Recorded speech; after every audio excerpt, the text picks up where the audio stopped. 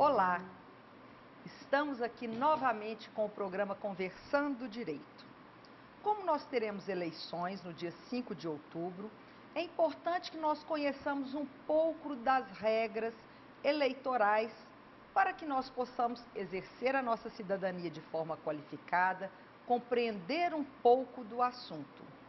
E está aqui conosco para nos explicar o Dr. Acácio Wilde, que é um advogado especialista em direito eleitoral. É um grande prazer recebê-lo aqui, doutor Acácio. Célio, o prazer é todo meu. Agradeço a oportunidade de estar aqui, para poder falar desse que é muito importante no nosso Estado Democrático de Direito, que são as eleições em nosso país. Exatamente. Primeiro, eu gostaria que o senhor explicasse para aquelas pessoas que não têm o hábito, de conhecer o direito, o que é o direito eleitoral? Bem, nós temos em nosso país, de 2 em 2 anos, eleições gerais e eleições municipais, né? Esse ano de 2014 nós teremos eleições gerais, onde iremos escolher presidente da República, governador, senador e deputados federais e estaduais. E a Justiça, né, ela traz regras para fazer o controle e a organização desse sistema eleitoral em nosso país para garantir sempre a isonomia, a igualdade entre os candidatos e preservar aquilo que é o principal na justiça eleitoral, que é a liberdade do eleitor.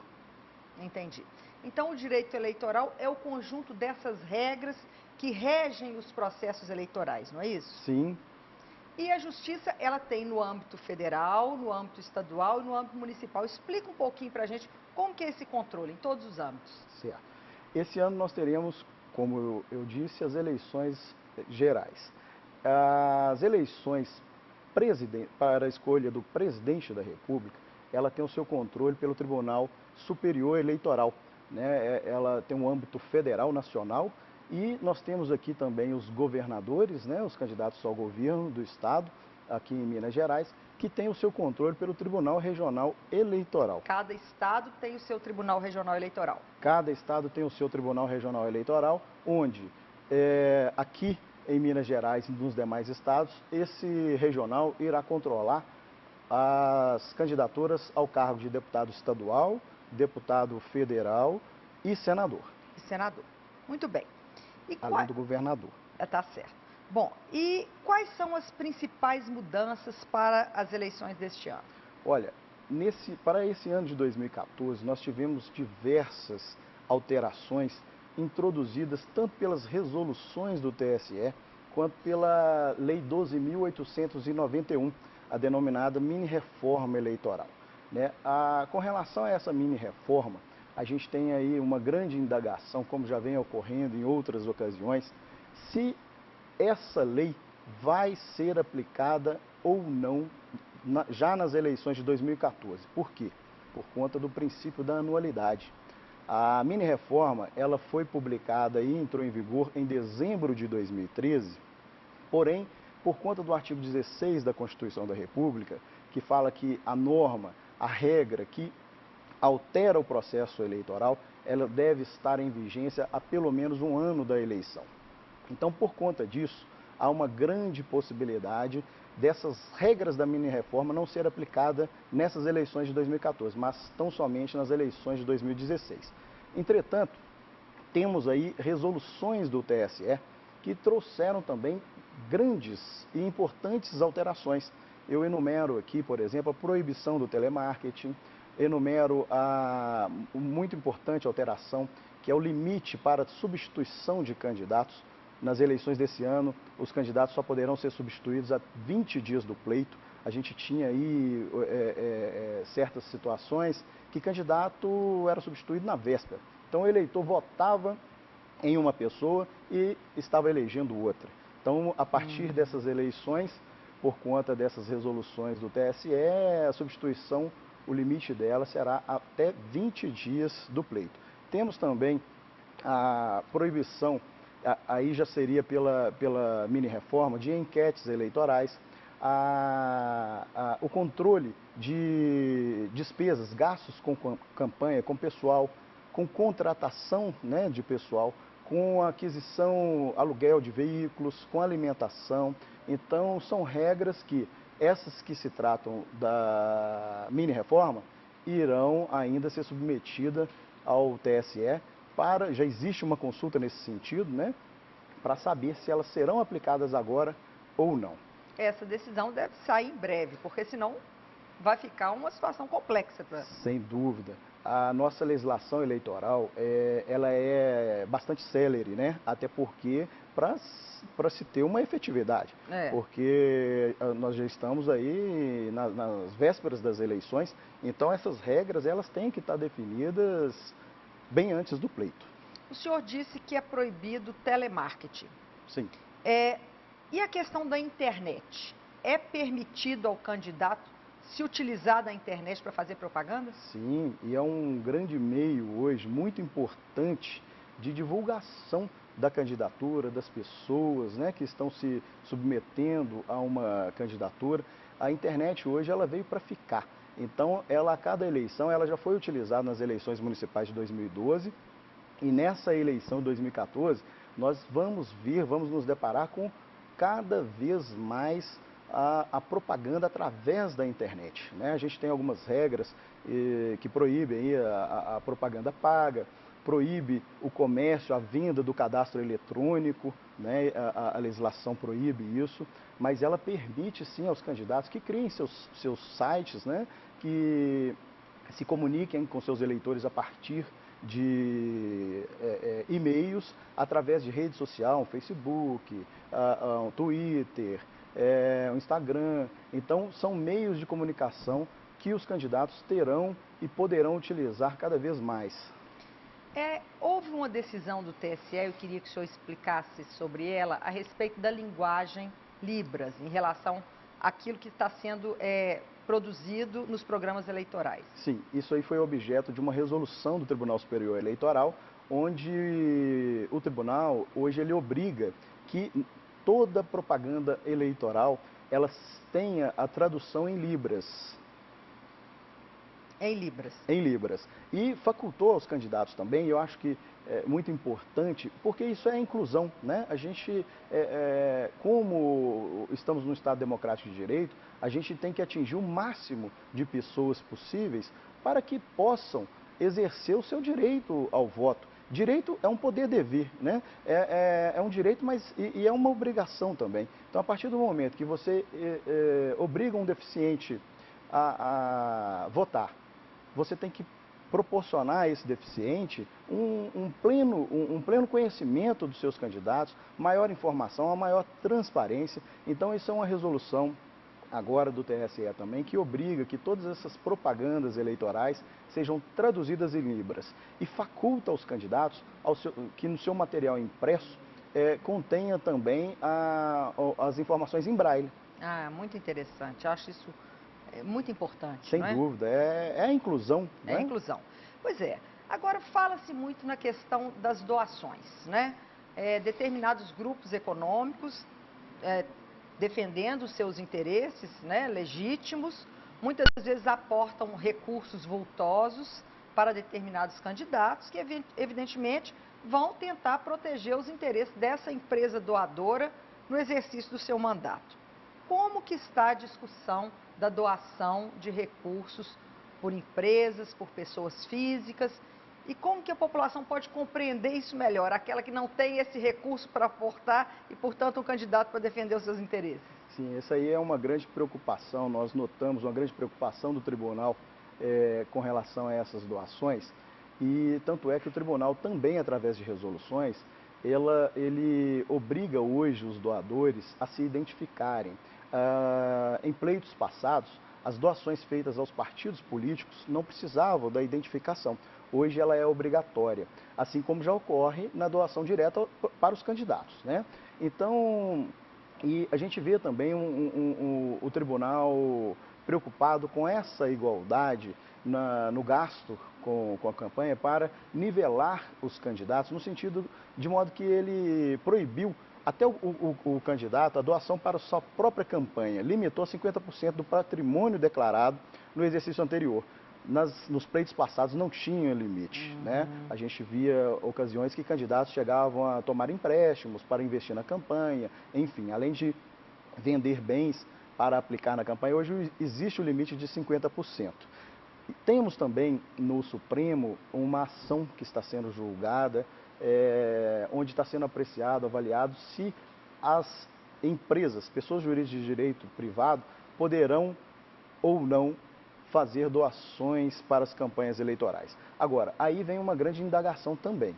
Caso essa ação seja, tudo indica, pelo menos pelos votos dos ministros, me parece que até agora já está 5-0, tudo indica que será proibida essas doações de pessoas jurídicas, de empresas, em campanha eleitoral.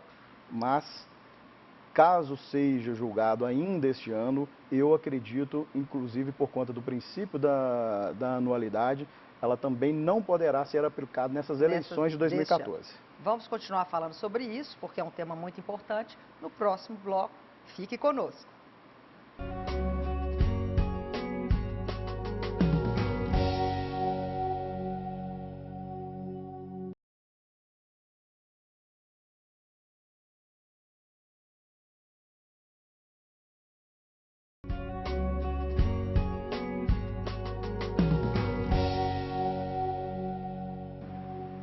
Estamos de volta com o programa Conversando Direito, falando sobre a legislação eleitoral para compreendermos melhor as regras das eleições do dia 5 de outubro. Conosco está aqui o advogado Dr. Acácio Wilde, que é especialista em direito eleitoral. Eu, particularmente, doutor Acácio, tenho uma opinião a respeito dessas doações aos partidos e candidatos, que eu acho que o melhor caminho seria a transparência. Evidentemente, com limites de valores, mas que ficasse muito claro e objetivo quem doou para quem, até que para que você tenha o acesso a essas informações e saber que aquele parlamentar recebeu um aporte de recursos muito grande de determinada companhia ou determinado setor, e você poderá então compreender qual é o papel dele ali no parlamento. Eu queria ouvir a sua opinião sobre isso.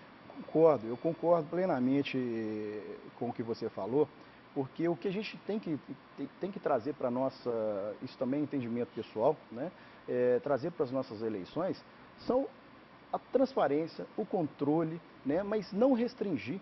Eu entendo, inclusive, que com relação à própria propaganda eleitoral, né? A gente existe aí no papel uma restrição de que é proibida a propaganda antes do dia 5 de julho, mas o que a gente vê aí, propaganda já na rua, há muito tempo. Então, eu defendo também que possa, sim, ter as doações, que seja livre a propaganda eleitoral, porque a gente tem que preservar o principal objetivo das eleições, que é a liberdade do eleitor. Exatamente. E para que o eleitor tenha liberdade para votar, ele tem que votar consciente, ele tem que saber efetivamente em quem está votando. Pois é. Vamos falar um pouco sobre isso. Exercer a cidadania. Eu acho que o voto é o ápice do seu ato de cidadania quando você escolhe o seu representante. Eu pergunto, qual é, vamos dizer assim, a preparação do brasileiro nesse ato cívico de votar? Qual que é a sua opinião sobre isso? Eu acho que a gente está muito aquém do ideal. Nós não temos aí uma população politizada. Eu vejo, se a gente for fazer uma pesquisa aí nas ruas hoje, a grande maioria sequer sabe que teremos eleições esse ano. E aqueles que sabem que teremos eleições não sabem para que cargo. Então eu acho que quanto antes, desde a escola, desde o ensino fundamental, a gente tem que ter o estudo, a matéria da ciência política, para conscientizar a população. Porque somente com o voto consciente é que a gente terá no nosso Congresso, no Poder Executivo, na gestão da administração pública, pessoas competentes, eficientes, igual muitos que a gente já vê por aí. Mas quanto mais consciente a população, quanto mais transparência na campanha eleitoral, o eleitor votará com mais firmeza. Exato. Doutor Acácio, o senhor acha que o cidadão brasileiro, depois das manifestações havidas, será diferente nessas eleições deste ano? Essa é uma grande indagação que a gente tem para o pleito de 2014, né? Tivemos aí manifestações diversas, de diversas categorias no ano de 2013 e tudo indica que teremos novamente esses movimentos agora durante a Copa do Mundo. E a Copa do Mundo, ela está aí batendo nas portas das eleições. A Copa do Mundo encerra e a gente começa a campanha eleitoral. Então eu acredito que teremos ainda muita manifestação, sim. É. Bom, hoje nós temos a lei da ficha limpa aprovada. Eu queria que o senhor relembrasse as pessoas o que ela significa e qual a importância dela para essas eleições de 2014. A lei da ficha limpa, ela trouxe um grande avanço para o nosso sistema eleitoral, para as nossas campanhas, né? É uma lei de iniciativa popular. Ela foi publicada em 2010, mas só foi aplicada nas eleições municipais de 2012. Então, em eleições gerais, vai ser a primeira vez que a lei de ficha limpa será aplicada. Então, é uma legislação, né? O legislador, o povo, o que a gente viu, a principal intenção é a moralização da política, né? Fazer com que nossos gestores, nossos administradores, sejam pessoas que não tenham nenhuma mácula em seu passado e tornando-se assim a administração pública cada vez mais profissional. Mas eu gostaria de ouvir a sua opinião sobre uma reflexão que eu faço muito a respeito dos políticos. Nós sabemos que são as más notícias as que veiculam mais rapidamente. E muitas vezes, o nome de todos os políticos é envolvido num único conceito: ninguém presta. Eu, particularmente, discordo disso. Acho que nós temos que saber separar o joio do trigo, mesmo porque, se nós utilizarmos esse tipo de conceito, uniformizando uma conduta inadequada para todo mundo, aquelas pessoas que têm vocação para a política acabam se afastando e vão para a política, aquelas pessoas que não são vocacionadas e muitas vezes interessadas em benefícios pessoais e não no interesse da sociedade. Como o senhor vê hoje essa imagem do político que é dita aí por todos, a todo lugar que você vá, que são todos, a palavra é feia, ladrões? Eu discordo veementemente dessa afirmação, né? A gente vê, sim, em diversos meios, mas discordo. A gente vê muitos políticos interessados, muitos políticos competentes, e eu acho que a generalização ela não deve ser utilizada. É claro que se existem aí, eu acho que não só na política, mas em diversos outros meios, atividades, sempre tem uma meia dúzia, sempre tem uma pequena parte que acaba manchando toda uma classe, né? Então, talvez essa generalização, essas afirmações fortes, sejam consequências da falta da conscientização política da nossa população. O senhor acha também que a mídia tem um papel importante na divulgação daqueles bons políticos, daqueles que realizam, daqueles que de fato são vocacionados e trabalham pelo interesse público? Porque a verdade é que só surge aquilo que é ruim, só da mídia aquilo que não presta, aquilo que não é agradável, mas aquele que é bom, aquele que constrói, aquele que edifica, esse não aparece. Qual o papel da mídia nesse processo de educação para a cidadania? O papel da mídia nesse sentido, ele é essencial, né? Eu acho que deveríamos dar um ênfase maior aos bons políticos também, porque a gente tem muitos políticos interessados, né? Muitos bons políticos que fazem uma administração exemplar, e eu acho que deveríamos sim dar uma ênfase maior a esses políticos, né?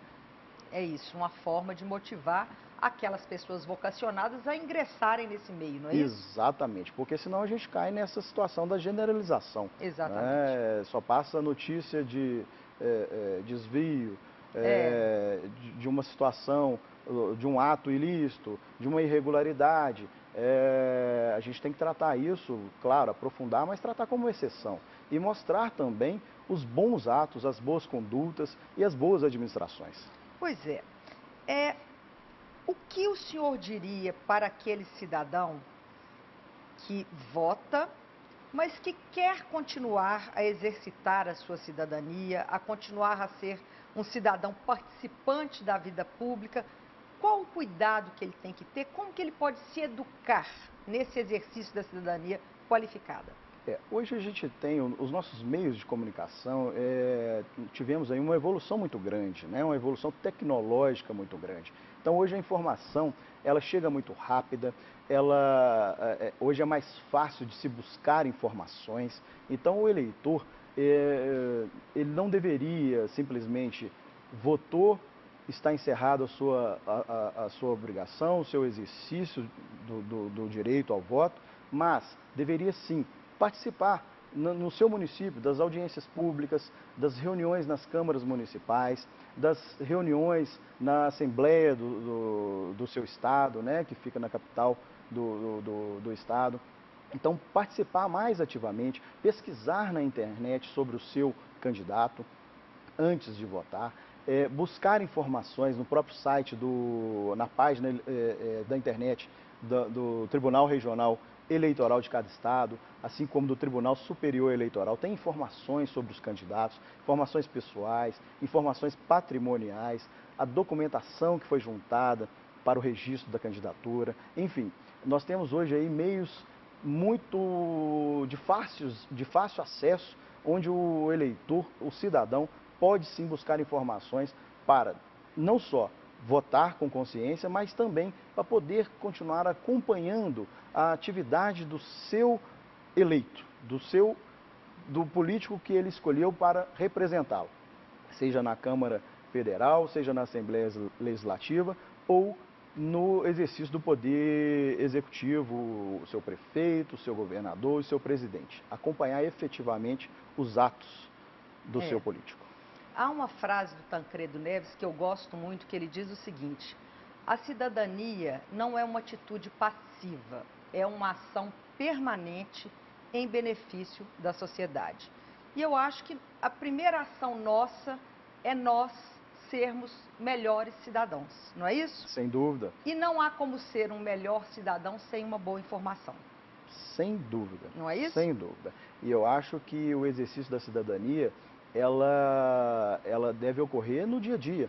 É dentro de casa, é o respeito à família, ao vizinho. Não jogar lixo na rua. Não jogar lixo na rua. Não parar na fila dupla. Não furar fila. Isso. Né? Então, assim... Não querer levar vantagem em todos os negócios, não é isso? Então, isso é importantíssimo. E isso, sim, é um exercício de cidadania. Não é só apontar o problema do outro, é também fazer uma autoavaliação. É fácil jogar pedra no telhado dos outros, né? Exatamente. Mas tem que tomar cuidado com o telhado de vidro. Mas nós estamos melhorando, eu acho. Sem dúvida. Não é? Estamos avançando muito. Com certeza. Bom, foi um enorme prazer recebê-lo aqui. Muito obrigada pelas suas importantes informações.